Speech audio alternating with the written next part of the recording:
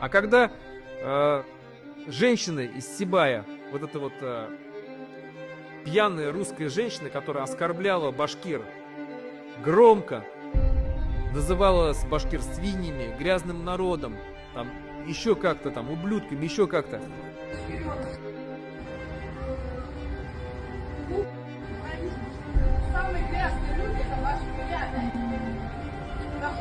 Говорит человек. Было огромное сильное возмущение со стороны башкир.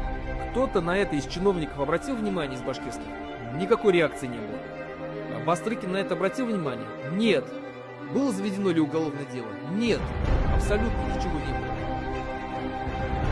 И даже она, когда извинилась после этого... Я извиняюсь, Екатерина Владимировна, искренне прошу извинения за необдуманное оскорбление в адрес